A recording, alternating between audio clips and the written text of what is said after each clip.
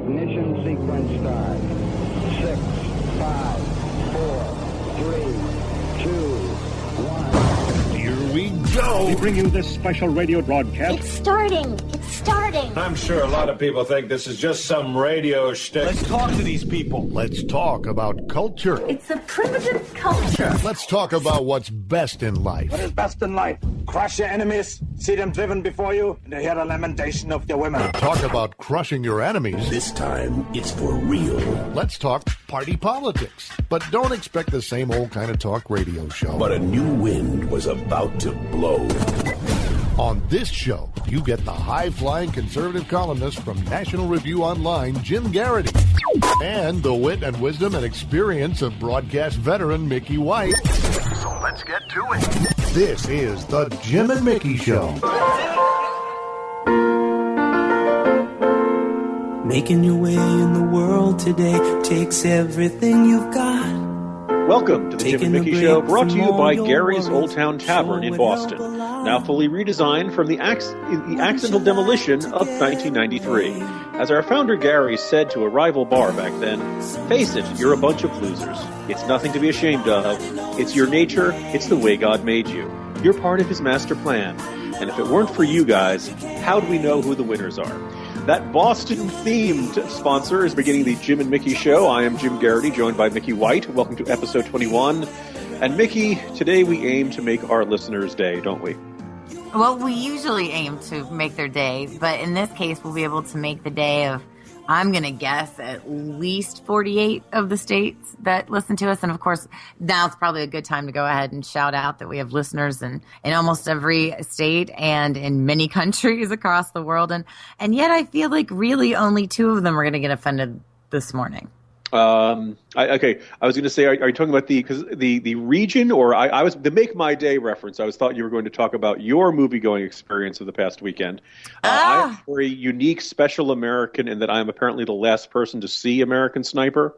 I look forward to doing this, and apparently the movie theater nearest to me here in Authenticity Woods, Virginia, had a power outage on Sunday. And I can only imagine how many folks were disappointed they didn't get a chance to see it. So, but you were among the teeming millions who saw American Sniper last weekend. Yes, I was. I was one of the teeming millions that sat down and watched American Sniper. And for anyone who knows me, one of the things I hate doing is actually going to a movie theater to watch a movie. But I had heard so many wonderful things about this movie, from the acting to the story. And of course, anyone who's read the book, and it just, I wanted to see it, and I wanted to be it was one of those things where, I didn't want the Pulp Fiction effect, where Pulp Fiction was one of the movies that I waited to see much later and ultimately never saw because I just got so sick of other people talking about it. Oh, really? Interesting. There's a window. You can actually see a movie before it becomes, I'm sick of the talk. It becomes verbally overhyped, you're saying. Right. And so I wanted to be on top of it. And so I, obviously, as you know, and our listeners know, I was in D.C. last week. So I got home and I told Mr. Bias Friday night that I wanted to go and see American Sniper on Saturday, which of course he was like, fantastic. This sounds great. Because he obviously wanted to see it and was just basically stunned stupid that I did too. And then I went on Fandango and bought tickets to the first showing at our local movie theater. And they had several showings at the same time, some in IMAX, some in 2D, etc. And every single one of them was packed. I don't know if I've ever been so grateful for Fandango, the website, because you're actually able to go on the website and get your tickets in different ways. And in this case, I actually had them send me a QWERTY code as a text. They send you a text, it sends you a link, you open it up, and you're in. And that means no waiting in line to pick up at the theater, no waiting in line to go to those little machines that they have. Like, you just literally walk right to the guy who's going to let you in the theater, show him your phone, he hits the button, and away you go. Perfect. And I'm super glad I did it because we bought our tickets, I guess, late Friday afternoon. And it is my understanding that the majority of the shows were, in fact, all sold out by Saturday afternoon for the remainder of the weekend. So that would jive with the monster $100 million weekend it had, and it sounds like it's doing pretty well in weekday performances as well. You mentioned something kind of just an intriguing little wrinkle there, Mickey. So here we have director Clint Eastwood, Bradley Cooper, previously Oscar nominated, and something that undoubtedly has a lot of action in it, but is an Oscar vehicle biographical drama, and it's showing in IMAX. When you think IMAX, you're usually thinking, I'm going to see, Star Wars characters or the event that's or something. The thing about this movie is that, all politics aside, all whatever you think about anything aside, this is a really good movie. And I say this with no fear of overselling it, because I truly believe that everyone gets something a little bit different from the movie. However, I think that I know that I have never experienced anything like what I experienced when that movie was over. And the silence and the reverence as people spilled out of the movie theater, which was packed. I mean, you could have heard a pin drop. And the only sound you could hear were people who were trying to pull themselves together because they had been crying like babies the entire time, or at least for the last 5 minutes. And it was, people trying to pull themselves together and come to terms with what they had just experienced. And I say that because the way I'm kind of talking to my friends about it now is I'm like, you need to go experience American Sniper.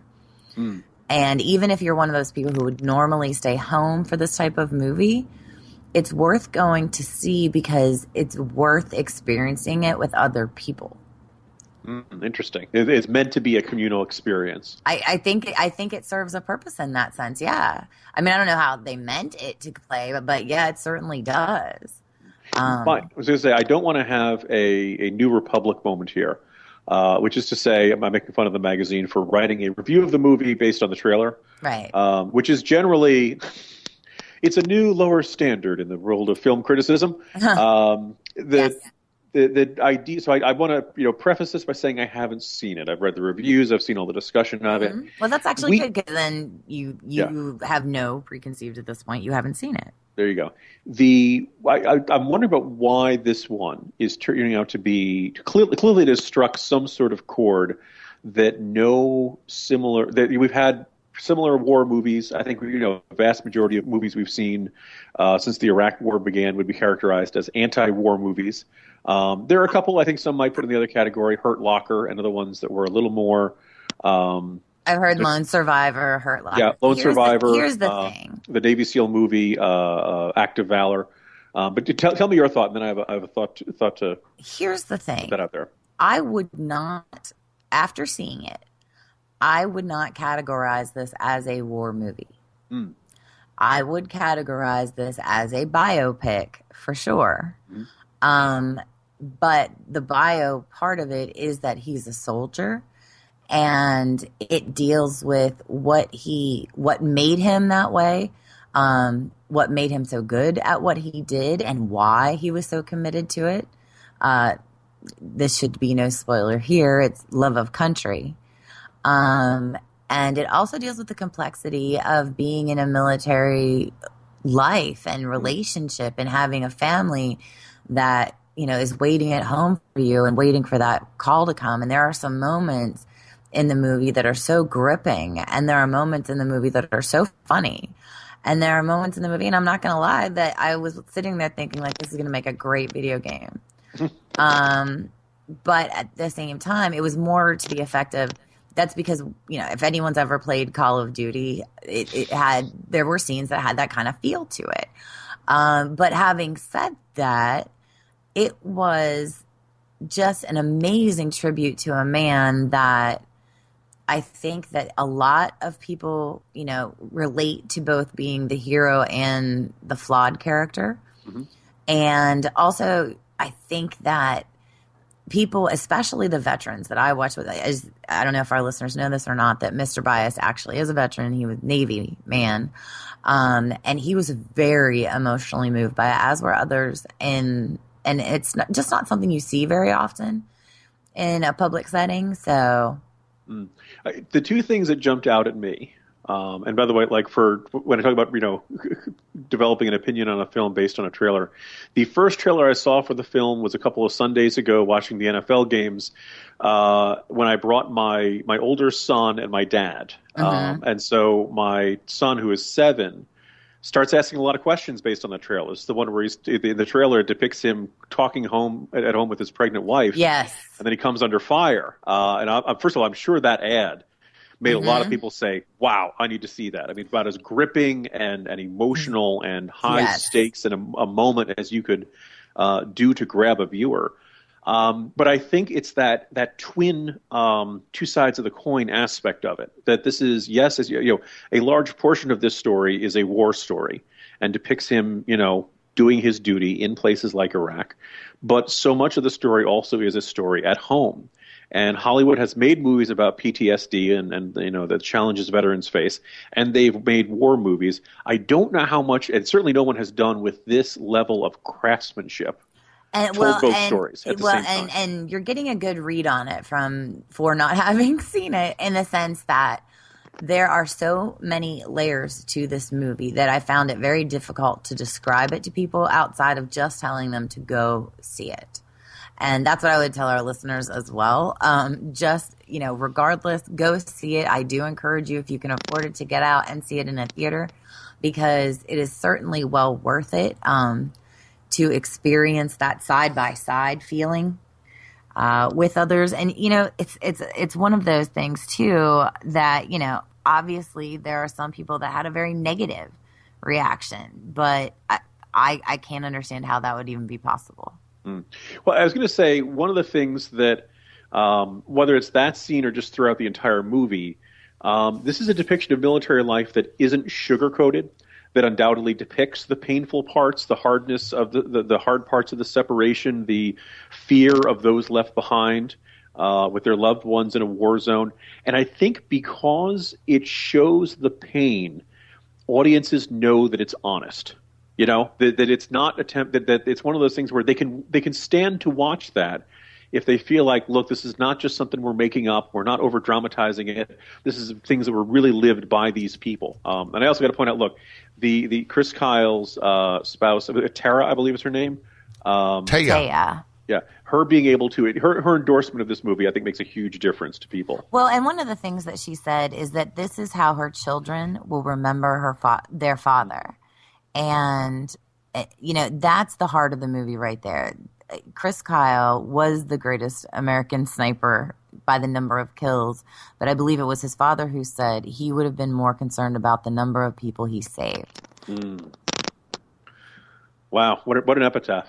Right? So it's one of those things that I encourage everyone to get out and see it. It's one of those things you will wish that you had. So go ahead and do it now, and then you won't have any regrets. Coming up in the next segment, however, we're going to talk about someone who's, we'll see if they ever learn or from their mistakes, or if they ever even have any regrets at all.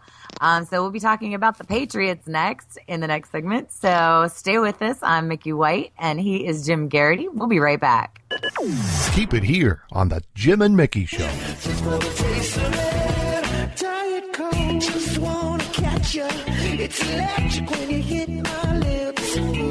Feels so good to hold you. It's the no calories that makes me feel like this. Just want fun, just want the thrill, just want the love,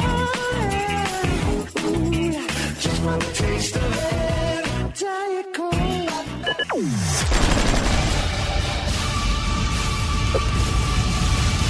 Balls of Fury. Hi, I'm Mickey White, your host, and I'm here with Jim Garrity, and we are about to discuss something that, quite frankly, again, I believe that, as I stated at the beginning of the show, I think at least 48 of the states are going to be really kind of happy about, or at least certainly entertained by. And, of course, what I'm talking about here is not sweaty balls, but instead over-deflated balls and deflated balls. Now, for those of you who haven't been paying attention or living under some kind of a rock, the Patriots, who, let's face it, they may have a history of being a little bit on the cheater side of life, have now come out, and it's been found that they have been using balls specifically in the colder temperatures that are deflated. So all of the internet